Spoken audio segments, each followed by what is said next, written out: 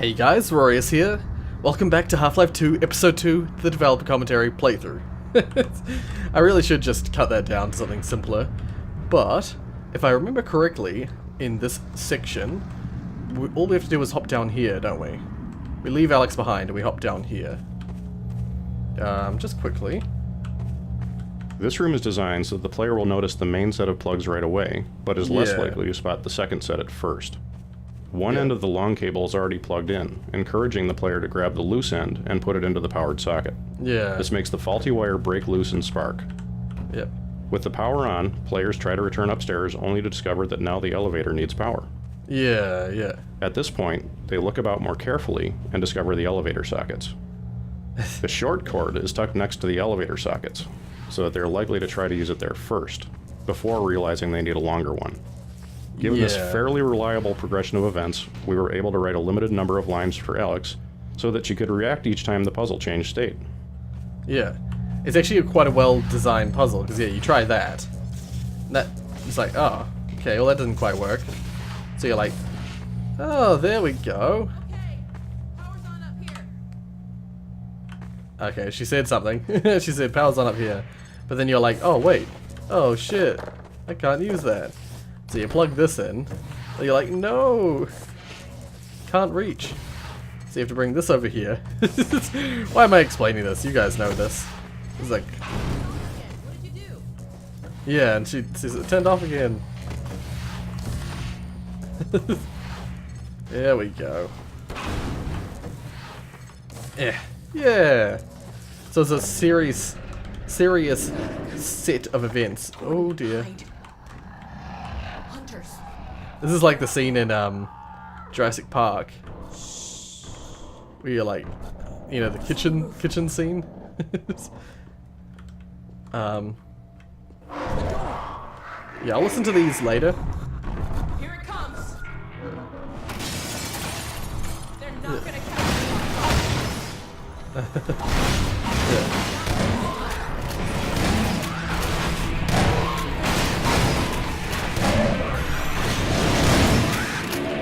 Is there any gravity gun stuff I can... throw the paint can. Oh, that's right, these are... Oh, I don't have any. These guys are bullet sponges. So, the better way to do this is to use a... Oh, did I... Oh, no, I didn't. I thought I had taken out both of them. Okay, one second. Okay, where is it? This is more fun if you take it outside. Or is another one? There's another one up here. I don't remember now. I just remember using gravity gun stuff to kill it. Because these guys are actually way weaker to physical stuff. That's all of them. I hope so, anyway. I'm gonna just go on out here because I think there's another one, isn't there? Yeah. Where is he? I can't see him. There he is. Like, throwing physics stuff at them is really effective. Come on. Hell yeah. Is that it? That is, yeah. We should get our warning out. That was Before we do that, there's a bunch of nodes in here. Okay, so I had a quick look at these nodes, and it turns out they're all out of sequence. So we'll just listen to them one by one. It doesn't really matter which one we listen to first. Let's try this one. In earlier versions of the Hunter intro, the Hunters burst physically into the room by shouldering their way through the door. As the Hunter's flechette attack came online, we decided this was no longer appropriate. Now that the Hunter had an effective ranged attack, having him burst into the room with you actually put him into his least viable tactical position during your very first encounter, making him seem ineffective and a bit dumb. The current design is intended to showcase his abilities while giving the player the time and space to understand the situation before pushing out into close combat. Yeah. Because the close combat is when it's its weakest. The flechette attack is actually quite good from a distance, so it's better to actually get up close, especially with a physics object that you can block the flechettes with. And then you launch them at the thing, and it's super weak against physics-based attacks. actually shooting it is quite ineffective. The scene where Alex sees the hunters for the first time since her injury was meant to be a turning point for her as a character, and an emotional highlight for the episode, both for Gordon and for Alex. One reason we had a hunter injure Alex in the beginning of the episode was so she could have a strong emotional reaction to the creatures, and use the start of combat as a way of building a good character moment. Alex's previous encounter has given her a visceral fear of hunters, but now she has to make a conscious choice to get past her fear and into the right state for fighting them. She uses anger to get there. We also use Alex's intensity to draw the player's attention to subtler aspects of the scene, getting the player in position for the best view of the hunters as the attack gets underway. Yeah. Yeah, I didn't really follow that very well. Let's try the transmitter before any more show up. I just walked straight to the door. Probably a scouting party. Yeah, she said that before. Okay, let's listen to this one. Oh, the other thing that's so great about acting for video games, and I guess voiceover in general, but for this particular game, is so amazing. I don't have to worry about hitting my mark, or playing to the camera, or forgetting my lines. That's usually my biggest thing. You can see the wheels turning on camera because I'm trying to keep up with my lines. But this, they're all right there, so I don't even have to worry about that, and I can just worry about the delivery, the emotional vibe that needs to come across, and just be the sense of immediacy. I don't even have to worry about the words. So that takes a whole other level off to let the actor just get down and into the work, which is really, really great, which is why I love this job. I do feel like some of hers do come across as like, oh, it's the best job ever, sort of thing, and I'm like, it sounds a bit sort of like, what's the word I'm looking for? Suck-uppy? It's not the word I was looking for, but no, I totally get that. I totally understand that. I'm one of those people as well. I tried taking drama at junior high school, and I was not particularly good because, yeah, I was always, firstly, forgetting lines, but secondly, I was giggly. As soon as I'm in front of an audience, I just get all giggly and laughy, and so if I try to play something serious, I just can't. I have a smirk all over my face. Let's have a listen. This area was designed to train the player in the art of hunter combat, and during the development process it changed continually to suit the hunter's behavior. The first hunter prototypes could be killed only by the blunt impact of physics objects. Yeah. Therefore, to make sure the player learned this technique, we trapped him in this area with one hunter and kept him locked in until he defeated it. Upon the hunter's death, reinforcements broke down the gate and doors, opening up the arena. As time went on and the hunter was modified to make it vulnerable to all types of damage, our grip on the player gradually relaxed, permitting freedom of movement and a wider range of tactics right from the start of the encounter. Right, I see. Yeah, so they took the training wheels away a little bit as they sort of fleshed out the hunter's abilities and stuff. All right, this is gonna be. Here it is. Yep. Okay. The signal's really weak. Yikes. Well, let's give it a try. White Forest, come in. White Forest, do you read? White Forest, do you read? This is White Forest. Identify yourself. This is Alex Vance? Where are you? I expected you hours ago. Well, we had a bit of a setback. Don't you understand the gravity of the situation? The survival of Earth depends on the data you Yes, carry. I know. But the Combine, they're heading your way. What? What's that? What? You're heading our way? Well, I should hope so. No, not us. What was that? The Combine. You're have to breaking get up, ready. Alex. What? Crap. The Combine What if basically we got stop any of you. that? Let's get back on the road. Here, Yeah. let me open the gate. Before we head out, yeah, a little bit of a glimpse of something. Before we do that, let's listen to this. In this brief transmission scene, we are restating the goals of the level, while Yeah. introducing a note of uncertainty and developing Dr. Magnuson's character. This scene was not strictly necessary, but it helped players feel some connection to Dr. Magnuson when they finally reached White Forest, and met him in person for the first time. In earlier versions, we tried having the hunters cut the power and interrupt the transmission, but this felt arbitrary. Players were more receptive to this scene after they had solved the power puzzles and survived hunter combat. It feels like a small reward in addition to the simple satisfaction of beating the hunters. Yeah, I see that. I can't see how the other system wouldn't work, but I mean, you gotta Let's test keep these going. things out, so. See if we can pick up the road somewhere ahead. Right, so yeah, we're back into the car stuff, which I've always found kind of boring. I find the driving sections in Half-Life 2 and the driving section in this game probably my least favorite of all the games, of all the parts of the games. I wouldn't say this is a terrible edition. In fact, I still think this episode 2 has some really cool parts in it. Oh god, level load. But just all the driving does make it seem tedious and kind of, I want to say dull, but it's... Hey, I know that peak. You can see it from Oh White my god. Forest. Oh, that, yeah. We're heading the right way. Yeah, because Alex was talking, she didn't make the impact noises that used to come up on the HUD, on the subtitles. Look! It's one of those advisor pods. Back in the Citadel, those things we saw. Yeah. Well, let's have a listen to this. Oopsie. This crashed advisor pod is a bit of storytelling embedded in the landscape.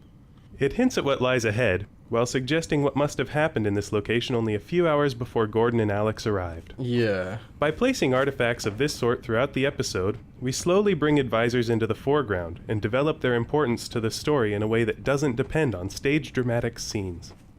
Yeah. Yeah. I do like that Alex climbs over the vehicle to get in.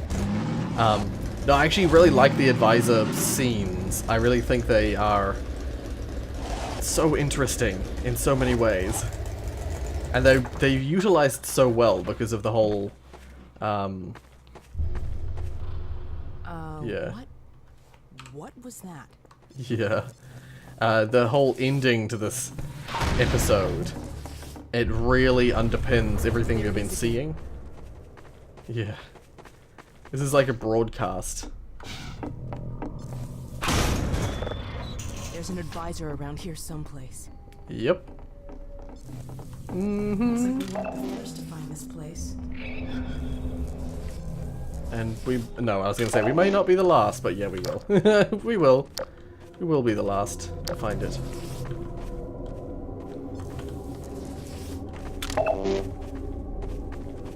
This scene is so cool, in my opinion. I think we found our Damn it. advisor. I was gonna say, stop right there, Alex. The board said we should kill them before they hatch. Okay, wait, no, actually. I am actually gonna listen to them first, because... I want to listen to them first because this goes into its own scene. I can't stop it once it starts. So, I'll be right back. Okay, I think I managed to... hopefully this doesn't mess with the scene, but I've stopped AI for a second, because I want to listen to these. The barn scene was critical both to this episode and to the development of advisors as characters in the series. They represent another intersection of story and gameplay concerns. This is the first time the player actually interacts with an advisor, and determining the right level of interactivity was tricky, especially given the player's reasonable expectation that he'll get to fight them directly at some point. Therefore, we wanted to show that they were powerful, but not invulnerable. This was a long-term goal. For the short term, we wanted to get the player familiar with some advisor behavior, so that when the episode finale occurred, they would already understand how advisors operate. By showing the advisor fumbling with an inert object, then a dead rebel, and finally grabbing the player, we allow the player to observe behavior, and then gradually make it more and more of a direct threat. Yeah. This all serves as foreshadowing for the episode's finale. That's what I was just saying before. This swirling debris effect uses much of the same underlying technology that powers our other cinematic physics events in Episode 2, but with a few important differences. Firstly, instead of using primitives, every slat, tile and beam was modelled before being sent to the rigid body solder. Next, there was a large focus on hand-sculpting world forces in order to achieve a particular behaviour in the debris. Beyond the basics of gravity and collisions, we created spiral vortices, gravity wells, and some other more complex forces. With over 1,800 individually calculated dynamic moving parts, for a 30-second period, this simulation represents the largest amount of animation data run through our game engine to date. Yeah. Well, we'll get to see that close up in a minute. I think we found our advisor. Yeah, so I just The board said we should kill them before they hatch. Turned everything back on, so we can watch the scene. Ah, life support. What do you say, Gordon? Shall we pull the plug? Yeah. Yep. Sorry about this. Yeah, it's kind of like people have tried There we go. before, but Over to you, Gordon. no one else has a gravity gun. Yeah, this is weird, this whole scene.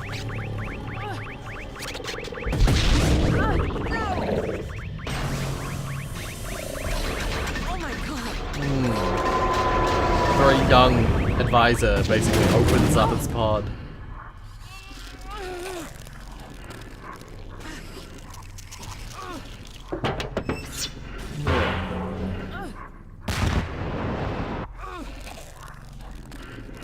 Sees the like dead human.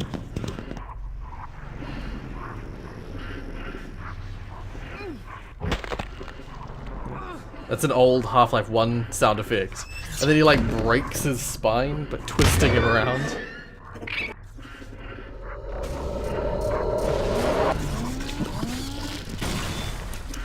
Ah! But thankfully, due to the usual... Oh, here we go, it's the simulated physics. Simulated, physical animations. Was it supposed to have noise? I feel like that normally has sound. Is that another broken thing? Gordon. Thank God you're alright. That was a frickin' dicey. That thing was hurt. Did you see it? Yeah. I can only imagine what it would have done if... Uh-oh. Autonomous units subsumed. Sounds like it called its friends. With all tenets of adversarial assistance. Soldiers! Threat level adjustment. Probe. Expunge. Oh god. They failed. Oh, and it threw the grenade. Okay, let's not throw any more grenades. Let's not flail. Oh god, damn it! I had a shotgun for a reason. I'll listen to this. Oh, I want to listen to it now though. Okay, so I've just gone back a little bit, and I'm gonna sneak through here and listen to this now. We've gotten better at building combat spaces that are open and tactically versatile, while still directing the player toward an optimal play experience. This combat is on its face pretty straightforward, but we're doing some subtle things to keep the experience even and well-paced. We're using quite a few of our combat tools in this one scene. As the first soldiers enter the barn, we send them in the right direction with an initial cue about the player's location using an NPC enemy finder. The first soldiers serve primarily to draw the player outwards, where the real meat of the combat takes place. Yeah. The wave of soldiers that spawns as the player rounds the corner to the exit are the most directly controlled. One pair uses assault points to dash across the open ground and flank the player on the right. Others are constrained to hint groups in and around the house across the way, spaced so that the player is hit with an even front of fire, keeping them pinned for a while and encouraging cautious sniping and probing at the windows and doors. The broken down truck gives a vital bit of mid-ground cover as players leave the barn and advance on the house. Finally, as the player leaves the barn, we spawn the reinforcing hunter. We hold this back both to keep the difficulty more even, and because the hunter combat is better when the player has pushed outwards before it begins. Right, yeah, because you don't want them coming into this small barn space. It just would be, yeah, enclosed quarters combat, it's just not as fun. Anyway, let's load back. Okay, I killed the guy with the grenade. With a grenade. We gotta get out of here. Let's get to the car. I usually just speed through this bit. Oh, I park my car back further than I usually do. Get in the car, Alex. Get in the frickin' car. Get out of here. That's how I usually deal with that situation. Rather than stick around and trying to fight the hunter. Just, let's get the frickin' hell out of there.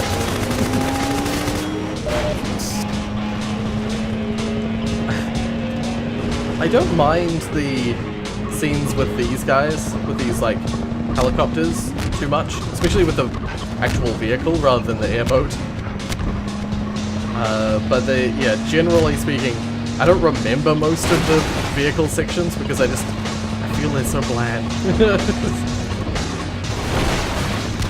Whereas like the scene with the advisor, for instance, I remember that. I remember that very well. That's an awesome scene. Now during that scene I questioned whether that section was broken, because as it turns out, the steam pipe update thing that they did a while back broke a lot of things. Like I was unaware that let's listen to this real quick. Wait in the car? Yeah, you wait in the car.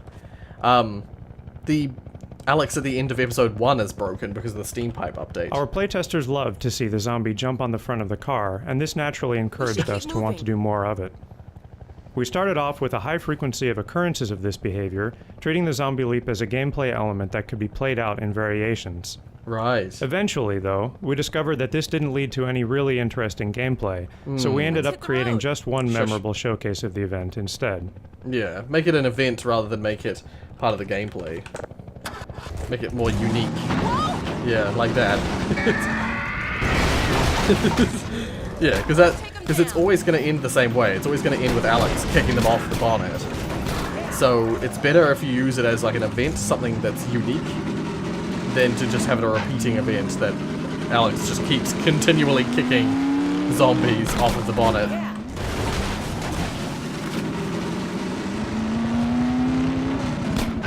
Yeah, so it's weird. This game has like nodes in amongst the driving section, so you have to like stop mid-drive, get out, listen to the node, then get back in. It's weird. Ow! Stop it! Stop it! The other day, I was editing a video. Oh god, that's right. To ditch the car. I was editing a video, and I was trying to find a sound effect, and I just couldn't. I made like a laugh that was really like an Oddworld laugh. Since you brought that chopper in on your tail, An Abe's Odyssey laugh. help us take it down? Oh, with pleasure. Yeah. That was convenient. Yeah, let's not. Oh god. Ow. Okay, that one's not gonna. Okay. It shredded itself.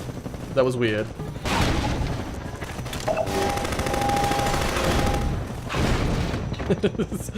Yeah, I was trying to find an Abe's Odyssey / Exodus sound effect, and I just couldn't for the life of me find it. I was looking for a very specific one. But I just reminded myself of that because, oh, that's right. I remember how this works.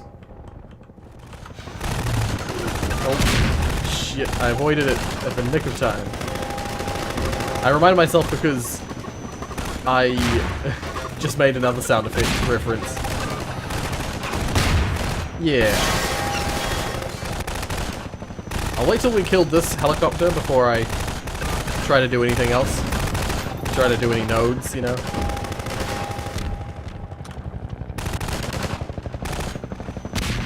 Come on. There we go. Oh dear.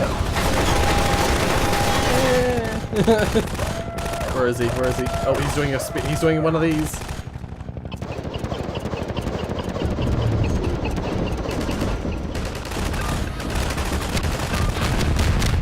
I don't think that's gonna hit him. Or did I? Did I freaking hit him? You're kidding me.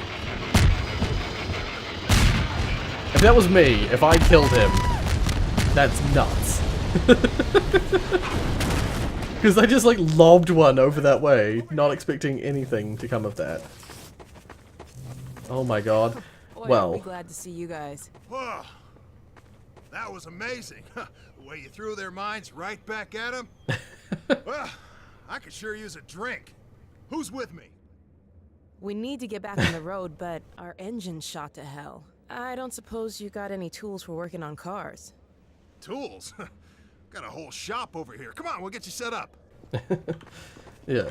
But before we do that, there's a node here that I want to listen to. Please don't yell at me.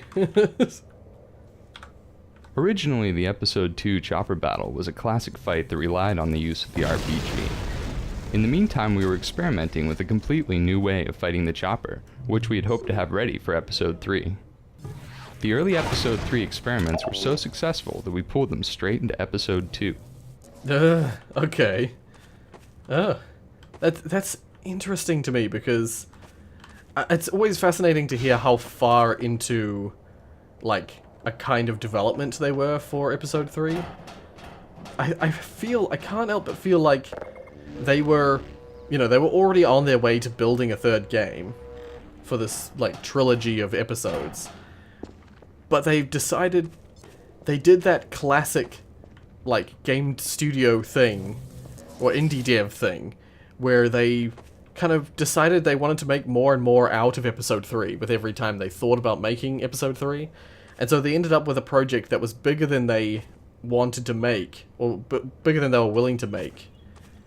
And so it never got made. That's how I feel Episode 3 went. They were already on Episode 3, but then they just kept adding to it, and now they got a game that was just too big.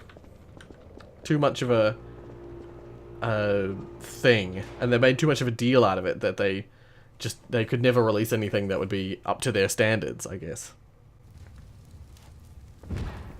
Under the radar. Alright, we're at the next chapter. What I'll do is I'll get this started, because I know how this... Oh, thanks, Alex. You weren't kidding. We'll be back on the road in no time. Well, that could be a problem. You hear that autogun going off out there? We normally run supplies out of the White Forest base, but a few days ago the Combine cut off access. 1 second. I'm going to save it. I think we missed a node somewhere in this level. Oh god, it's despawned most of the level. Behind you! See, I was right, I did miss one. There was one here that I totally missed. We should keep moving. Let's shoot these guys from a distance. Okay, so before the helicopter gets any closer, I've just disabled the AI. Let's have a listen to this. Having solved the problem of getting Alex into the passenger seat, we were faced with the challenge of making her a useful companion. When we first hooked up her vehicle combat, Alex constantly targeted and fired her gun at everything. This made her feel a bit like a turret. In response, we tuned her behaviour so that while the vehicle is moving, Alex fires more slowly, taking more time to aim at high speeds. Because that makes sense. If she was a real player or human or whatever, she would have to line up her shots a little more carefully if you're moving, you need the extra time to line it up. Or you just spray, increase her inaccuracy, I guess you could say. Decrease her accuracy. Okay, so we're back. What do you think, Gordon? Maybe while I'm getting the car fixed up, you can see about clearing up that roadblock. All the fresh zombies coming out of City 17 had kept them pinned down. It's just a matter of time till the troops start pushing this way. If you think you're up to it, we'll let you out there. Huh. He's always up for it. Right, Gordon? No. Don't send me out there. That way you'll get to see the gun before it sees you. Right, yep. Yeah, that's like the end of the section. Which is actually cool. I like that setup where you have the end in view at the start and the exit is up above, or, exit's in a different area. Before we go in there, once again. Originally, there was a second driving section between the chopper battle and the autogun trenches. The pacing felt wrong, so we decided to remove it and connect the end pieces so that the train yard opens directly into the garage. Right, yeah. Makes sense. It's a more sort of like... Well, it gives you a good excuse for having the battle. It's a good excuse for getting out of the car for the battle. So, yeah. Do we get... I feel like this car is fused with our car. I feel like bits from this car are fused with our car. I'll just listen to one more node, if there is one in the immediate area. What the? Something weird going on with the Visual Leaves LOD stuff here. Like the bricks are like that as well. It's weird. Yeah, we'll listen to this node really quick. Playtesters often failed to recognize that they could scramble through windows while they were avoiding being shot by the autogun. Right. We added this window exit. and force players to use it so that they would learn to rely on windows to get around.